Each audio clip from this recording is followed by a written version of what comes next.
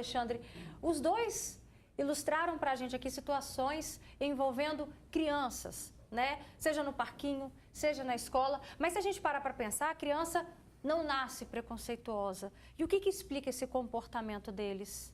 Exatamente, Roberta. Se a gente não nasce preconceituoso, isso é ensinado. Você aprende a ser de alguma forma, mesmo que seja no vocabulário. Ela trouxe o exemplo do cabelo, né? E muitas vezes no vocabulário se diz, referindo ao cabelo negro, como se fosse o cabelo ruim. Né? Cabelo ruim, nossa, ele tem um cabelo ruim. Né? E a criança ela absorve isso como então algo a ser evitado. Né? Então a gente vê o quanto que esse preconceito ele é ensinado nesse sentido da discriminação, da exclusão e dessa não mistura com a diferença, com a diversidade.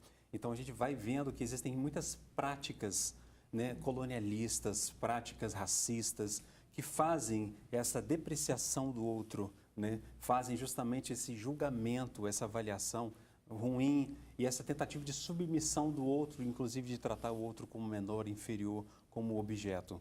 Então, tudo isso, de fato, é parte de uma educação. Não basta, portanto, a educação ser não racista, ela tem que ser antirracista. Tem que ser um movimento de resistência. Lembrando que todos os movimentos envolvendo toda a tentativa de colonização, escravismo do negro, tem a resistência, tem espaços de resistência, espaços de potência, espaços de afirmação. Então, essa resistência, ela diz respeito, portanto, justamente a esses movimentos de escravização, de racismo. Por isso que é algo a ser aprendido.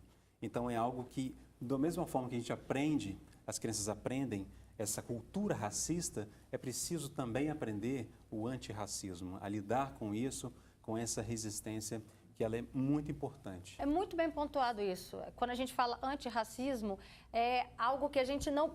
É para abolir, é para não aceitar, não é para diminuir, a gente precisa diminuir o racismo. Não, é não existir, é não ter. É intolerável. Intolerável. Agora, é interessante a gente ressaltar que hoje é o dia da consciência negra, mas essa é uma luta de todos. Quem está agora acompanhando o programa, independentemente se você tem filho negro ou se você tem filho branco, você também faz parte dessa luta. E como que a gente precisa, né? A importância de falar sobre racismo desde essa primeira infância. E como podemos fazer isso, Alexandre? Olha, de diversas formas. Inclusive, só de você demonstrar a importância da diversidade, né? E aí, aqui no caso, a gente está falando da questão dessa cultura racista, né?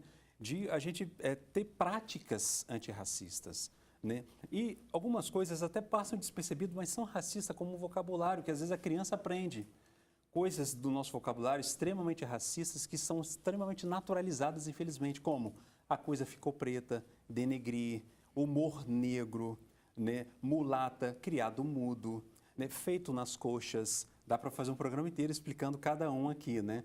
Então, tudo isso, que é feito nas coxas, eram escravos que faziam telhas na coxa. Então, tudo isso são expressões que a gente fala no cotidiano e que muitas vezes as crianças aprendem e apreendem dessa forma e elas não querem brincar com o outro pela diferença, pelo cabelo, pela cor da pele. E a gente vai vendo crianças pretas, às vezes não querendo pegar sol para embranquecer a pele.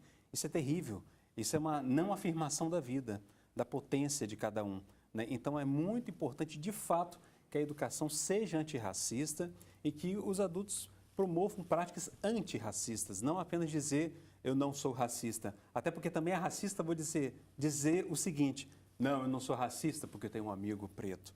Né? Isso também é uma declaração de racismo, uma tentativa de você se defender do racismo, você confessa o racismo, vamos dizer assim. Então, é muito importante a gente trabalhar. E outra coisa, agradecer esse espaço aqui, Roberta, que esse espaço também é um espaço que permite essa presença, dar voz, e nesse sentido, não de dar voz, que alguém tem que oferecer a voz para alguém, mas permitir que seja dito sobre isso e seja alcançado pessoas que talvez nem tenham essa questão por causa da própria pele.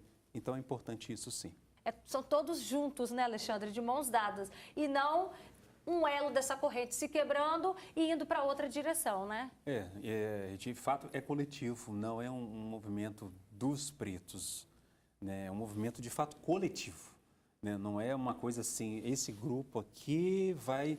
Porque, gente, o racismo, ele mata, ele segrega, ele cria várias formas de mutilação, né? Então, assim, ele é um problema muito sério, histórico no Brasil. Isso não foi construído da noite para o dia.